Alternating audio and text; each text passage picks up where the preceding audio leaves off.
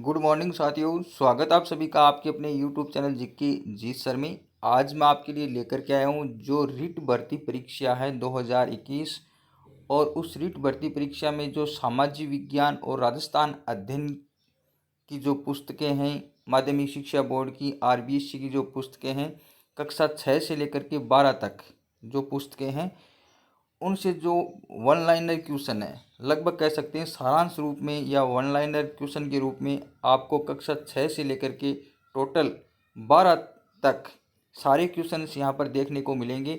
तो आज हम कक्षा 6 की सरल से शुरुआत करते हैं दोस्तों। डेली के आपको 4 पाठों के क्वेश्चंस यहाँ देखने को मिलेंगे और छोटे छोटे वीडियो के माध्यम से हम परीक्षा से पहले पूरा मतलब सिलेबस इसके अंदर कवर करेंगे और उन्हीं पाठों को मैंने इसमें शामिल किया है जो कहीं न कहीं आपके सिलेबस से संबंधित हैं। तो उन्हीं पाठों के प्रश्न अपन यहाँ पर देखेंगे सारांश रूप में। तो कहीं न कहीं जो भी यहाँ पर आपको क्वेश्चन मिलेगा, कोई भी पाठ है जो आपसे संबंधित है रीट भर्ती के सिलेबस से, तो उन्हीं में से मैंने यहाँ पर आपके लिए कवर किया है। तो दोस्तों चलते हैं आज का जो वीडियो, उसमें अपन कक्षा 6 के जो पार्ट है जो आपके रीट भर्ती सिलेबस में लगता है, तो उन्हीं को अपन देखते हैं कि उसमें कौन कौन से प्रश्न हैं जो यहाँ पर बन सकते हैं। वैसे तो कक्षा 6 के नॉर्मली प्रश्न होते हैं, लेकिन आपका इसके माध्यम से एक बार रिवीजन ज़रूर हो जाएगा। और दोस्तों आप वीडियो को शेयर ज़रूर कर दीजिए फेसबुक के ऊपर, व्हाट्सएप पर, ताकि सब तक पहुँच जाए। तो चलते हैं आज के जो क्वेश्चन है। सबसे पहले आप यहाँ पर देखेंगे क्वेश्चन नंबर आपका 1 है। ये कक्षा 6 का पार्ट है हमारे बाजार। कौन सा पार्ट है? हमारे बाजार, कक्षा 6 का पार्ट है। और इस पार्ट में कौन कौन से जो क्वेश्चन बनते हैं, क्योंकि कक्षा 6 में कम ही क्वेश्चन बनते, फिर कक्षा 7, कक्षा 8, कक्षा 9, 10, फिर 11 में हिस्ट्री, पॉलिटिकल, ज्योग्राफी की क्वेश्चन अपन करेंगे। तो दोस्तों यहाँ पर चलते हैं, देखिए कौन सा क्वेश्चन है। वस्तु के बदले में वस्तु देकर आवश्यकता की पूर्ति करना क्या कहलाता है? तो यहाँ पर क्या पूछा गया है? वस्तु के बदले वस्तु देना। तो वस्तु के बदले जो वस्तु दी जाती है उसको क्या कहते हैं? वस्तु का विनिमय। विनिमय का मतलब होता है लेन देन करना वस्तुओं का। तो क्वेश्चन नंबर 1 हो गया आपका। फिर इस पार्ट में दूसरा क्वेश्चन बनता है, कक्षा 6 की पुस्तक है, वस्तु के बदले में पैसे देकर आवश्यकता की पूर्ति करना क्या कहलाता है? कि वस्तु के बदले में क्या देना? पैसे देना। तो उसको कहते हैं मुद्रा का विनिमय। मुद्रा का क्या करना? लेन देन करना। ठीक है। फिर क्वेश्चन नंबर 3 इस पार्ट से बनता है, वे व्यापारी जो उत्पादक से बड़ी मात्रा में सामान खरीद कर छोटे व्यापारी को बेच देते हैं। तो छोटे व्यापारी को जो बेचते हैं उसको क्या कहते हैं? थोक व्यापारी। बड़े व्यापारी होते हैं जो छोटे व्यापारी को बेचते हैं तो क्या बोलते हैं? थोक व्यापारी। फिर अगला क्वेश्चन आपका यहाँ पर इस पार्ट में से बनता है, वह व्यापारी जो वस्तु को अंतिम उपभोक्ता को बेचता है। तो अंतिम उपभोक्ता को बेचते हैं तो उसको क्या बोलते हैं? खुदरा या फुटकर व्यापारी। क्या कहते हैं? खुदरा एवं फुटकर व्यापारी।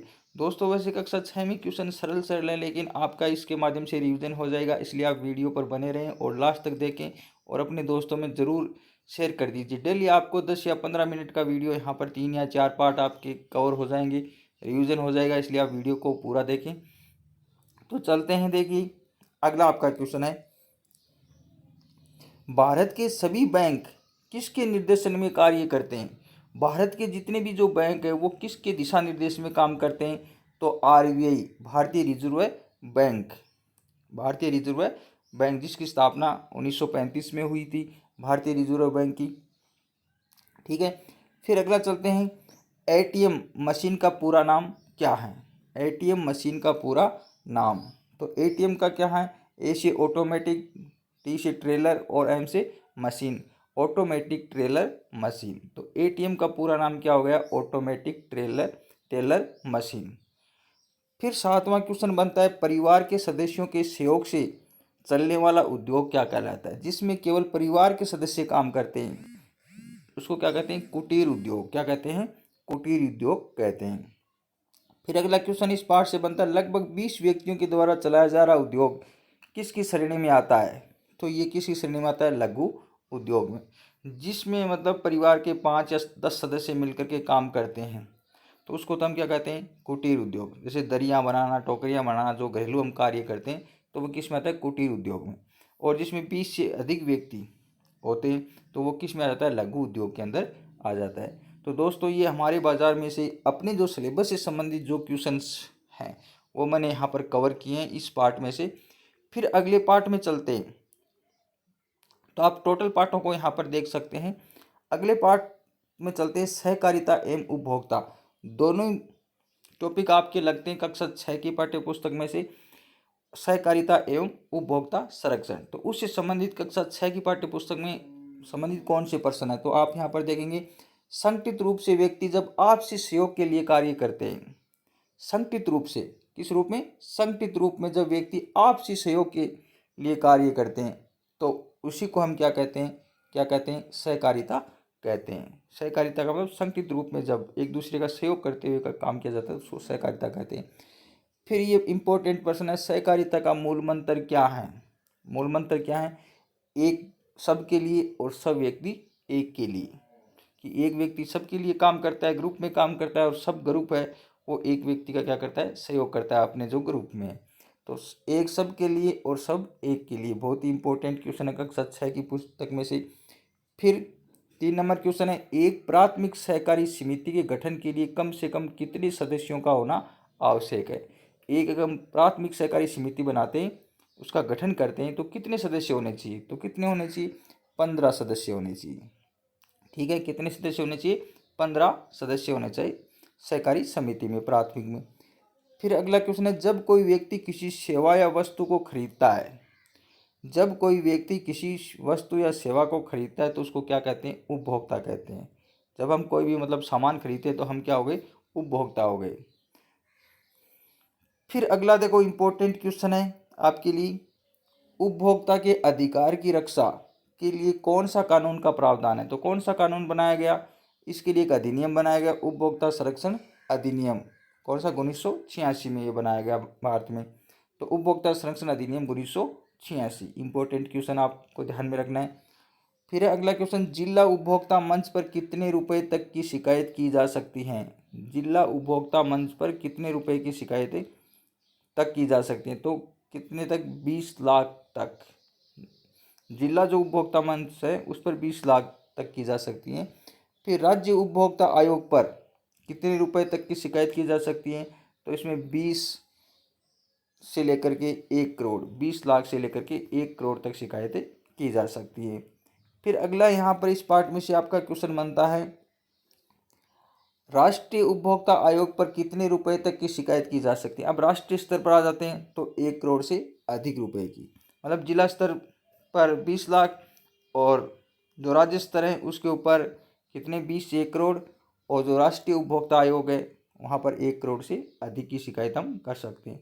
तो तीनों ही प्रश्न वैसे ठीक हैं। फिर चलते हैं, दूसरे की मेहनत का अनुचित लाभ उठाना कहलाता है, तो क्या कहते हैं? उसको शोषण कहते हैं। फिर अगला क्वेश्चन है, क्रय की गई वस्तु के निश्चित समय की अवधि में दोषपूर्ण होने पर वस्तु को बदलकर नया देने का वादा कहलाता है, तो क्या कहलाता है? गारंटी। जब हम कोई भी सामान लाते हैं और जब उसमें कोई कमी आ जाती है, टूट फूट आ जाती है, तो वस्तु के बदले कुछ नई वस्तु दे देते हैं, तो उसमें को क्या कहते हैं? गारंटी। उस वस्तु क्या कहते हैं? गारंटी होती है। और जब क्रय की गई वस्तु निश्चित समय अवधि में दोषपूर्ण होने पर वस्तु दोष मुक्त करके देने का वादा कहलाता है। जब अपने को 1 साल की क्या देते हैं? वारंटी देते हैं, तो उसमें वस्तु की जगह वस्तु चेंज नहीं करते हैं, बल्कि उसका जो दोष पाया जाता है, उसमें जो कमी हो जाती है उसको दूर करते हैं, तो उसको हम क्या कहते हैं? वारंटी कहते हैं। तो एक होती है गारंटी और एक वारंटी। गारंटी में वस्तु के स्थान पर वस्तु बदली जाती है और वारंटी में उसको वापस ठीक करके दिया जाता है। फिर अगला क्वेश्चन आप यहाँ पर देखेंगे, सहकारी समिति का पंजीकरण कहाँ से करवाया जाता है? तो कहाँ से करवाते हैं? सहकारिता विभाग से। सहकारी समिति का पंजीकरण कहाँ से करवाया जाता है? सहकारिता विभाग से करवाया जाता है, ये आपको ध्यान में रखना है। तो ये था सहकारिता और उपभोक्ता पाठ कक्षा 6 का। उसमें जो आपके मुख्य क्वेश्चन थे वो मैंने आपको बताए। अब अगला जो पाठ आपका 12वां पाठ है, सरकार एवं लोकतंत्र। सरकार व लोकतंत्र, तो ये भी कक्षा 6 का पाठ है। तो अपन सबसे पहले कक्षा 6 का करेंगे, उसके बाद में 7, उसके बाद में 8, 9, 10, ऐसे पार्ट वाइज चलेंगे जो आपके मतलब सिलेबस को कवर करते हैं। आपके जो सिलेबस में जो चीज़ें हैं उसी को हम हल करेंगे, बाकी को नहीं करेंगे, क्योंकि बाकी जो कक्षा 6 से लेकर 12 तक की जो किताबें हैं उसमें आता है तो वो पर्सन डिलीट हो जाएगा। जो आपके सिलेबस में उसी को हम कवर करने वाले हैं। तो चलते हैं अगला क्वेश्चन। सरकार का कार्य क्या होता है? सरकार का कार्य क्या होता है? सभी नागरिकों के लिए कानून बनाना। सभी नागरिकों के लिए कानून बनाना, ये क्या है? सरकार का कार्य है। फिर अगला क्वेश्चन है, जब निर्णय लेने की शक्ति अकेले व्यक्ति राजा रानी के पास हो तो सरकार की व्यवस्था क्या कहलाती है? तो उसको हम क्या कहते हैं? जब निर्णय लेने की शक्ति, क्या निर्णय लेने की शक्ति किसके पास होती है? राजा और रानी की, तब उसको हम क्या कहते हैं? राजतंत्रात्मक सरकार कहते हैं। तो राजतंत्र कहते हैं। अगला क्वेश्चन आपका है, यहाँ पर देख सकते हैं आप, जब जनता अपना प्रतिनिधि निश्चित समय के लिए वोट देकर चुनती है तथा निर्णय में जनता द्वारा चुने गए प्रतिनिधियों की सहभागिता होती है तो उसे हम क्या कहते हैं? लोकतंत्र कहते हैं, लोकतंत्रात्मक सरकार कहते हैं। जिसमें हम वोट देते हैं और निर्णय में जनता द्वारा चुना गया, जो जनता चुनती है वो प्रतिनिधि की क्या होती है? सहभागिता होती है। तो उसको हम क्या कहते हैं? लोकतंत्र, लोकतंत्रात्मक सरकार। सरकार के 3 भाग हैं, 3 प्रकार हैं, राजतंत्रात्मक, लोकतंत्रात्मक और तानाशाही सरकार। तो 3 सरकार हैं, तीनों के क्वेश्चन यहाँ पर मैंने आप किए हैं। जब लोकहित को ध्यान में न रखते हुए दूसरों को दबाकर निर्णय लिए जाए, क्या दूसरों को दबा करके निर्णय लिए जाते हैं, तो ऐसी सरकार को क्या कहते हैं? तानाशाही सरकार कहते हैं। तो ये तीनों आपको ध्यान में रखना है। पहले में जो निर्णय कौन करता है? राजा रानी करता है, तो उसमें राजतंत्र सरकार। और जिसमें व्यक्ति वोट देते हैं और एक प्रतिनिधि का चुनाव करते हैं तो उसको क्या कहते हैं? लोकतंत्र। और जो दूसरों को दबा करके निर्णय लिया जाता है तो उसको हम क्या कहते हैं? तानाशाही सरकार कहा जाता है। फिर अगला क्वेश्चन है, सरकार के चयन हेतु आवश्यक वयस्क नागरिक की आयु कितनी होती है? तो कोई भी हम सरकार को चुनते हैं तो जो वयस्क नागरिक होते हैं तो उसकी आयु कितनी होनी चाहिए? 18 वर्ष। अर्थात मतदान करने की जो आयु कितनी है? 18 वर्ष है। फिर अगला आपका पाठ देखो लगता है, बाल अधिकार एवं बाल संरक्षण। ये भी 6ठी क्लास का पाठ है। तो आपको ध्यान रखना है, जो आपके सिलेबस में लगते हैं, जितने भी पाठ लगते हैं दोस्तों, उसी को हम कवर कर रहे हैं। उसमें जो मुख्य क्वेश्चंस है, क्योंकि धीरे धीरे आपके क्वेश्चन टफ आते जाएंगे, जो लेवल बढ़ता जाएगा कक्षा 6 से 10 तक, तो क्वेश्चन है वो कठिन भी होते जाएंगे। कक्षा 6 में तो इजी क्वेश्चन है, तो इजी से अपन हार्ड की तरफ चलते हैं। और दोस्तों वीडियो को ज़रूर शेयर कर दीजिए अपने दोस्तों में ताकि सब तक पहुंच जाएं। सारे क्वेश्चन आपके कवर हो जाएंगे जो सिलेबस में बनते हैं। फिर अगला क्वेश्चन है, 20 नवंबर 1989 को संयुक्त राष्ट्र संघ के बाल अधिकार अधिवेशन द्वारा बालकों के अधिकारों को 4 रूपों में स्वीकार किया गया। कितने रूपों में? ये भी एक प्रश्न बनता है। देखो कितने रूपों में स्वीकार किया गया? तो 4 रूपों में स्वीकार किया गया बाल अधिकार अधिवेशन द्वारा। भारत सरकार ने इस पर 11 दिसंबर 1992 को सहमति दी। भारत सरकार ने कब सहमति दी? 11 दिसंबर 1992 को। तो ये कौन से अधिकार हैं? तो 4 अधिकार, एक तो जीने का अधिकार, एक विकास का अधिकार, एक संरक्षण का अधिकार और एक सहभागिता का अधिकार। तो ये भी क्वेश्चन पूछा जा सकता है, इसमें से कौन सा अधिकार है वो शामिल नहीं है। 4 में से 3 दे दें और पूछे जा सकते हैं। तो ध्यान में रखना है, जीने का अधिकार, विकास का अधिकार, संरक्षण का अधिकार और सहभागिता का अधिकार, ये 4 अधिकार दिए गए हैं। फिर देखो अगला क्वेश्चन बनता है, कन्या भ्रूण हत्या रोकथाम हेतु सरकार ने कौन सा कानून बनाया? कन्या जो भ्रूण हत्या है उसको रोकने के लिए सरकार के द्वारा कौन सा कानून बनाया गया? तो ये कानून बनाया गया, कब बनाया गया? 1994 में। कानून है पीसी एंड पीएनडीटी कानून। पीसी एंड पीएनडीटी कानून, तो ध्यान में रखना है, पीसी एंड पीएनडीटी कानून 1994। अगला क्वेश्चन है, बाल विवाह रोकथाम हेतु सरकार ने कानून कब बनाया? तो कब बनाया? बाल विवाह प्रतिषेध अधिनियम 2006। तो ये भी आपको ध्यान रखना है, बाल विवाह रोकथाम हेतु सरकार ने कानून कब बनाया? बाल विवाह प्रतिषेध अधिनियम बनाया 2006 में। तो अगला क्वेश्चन है, बाल श्रम रोकथाम हेतु सरकार ने कानून कब बनाया? बाल श्रम रोकथाम हेतु सरकार ने कानून कब बनाया? किशोर न्यास अधिनियम 2000 के तहत। फिर अगला क्वेश्चन है, बाल यौन हिंसा के रोकथाम हेतु सरकार ने क्या प्रयास किए? तो कौन सा प्रयास किया? तो इसके लिए एक अधिनियम बनाया, लैंगिक अपराधों से बालकों के संरक्षण अधिनियम 2012, जिसको हम बोलते हैं पोसो एक्ट। क्या बोलते हैं? पोसो एक्ट बोलते हैं।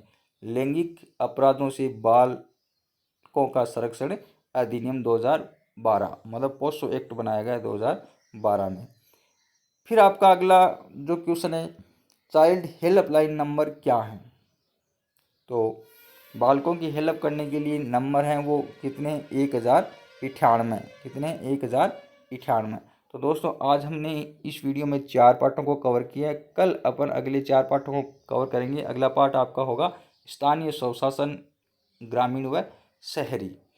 तो दोस्तों अगर आपको वीडियो अच्छा लगे तो इसको लाइक, शेयर, कमेंट जरूर करना और चैनल को सब्सक्राइब जरूर कर लीजिए, क्योंकि हम इसमें अब डेली का आपको वीडियो देखने को मिलेगा।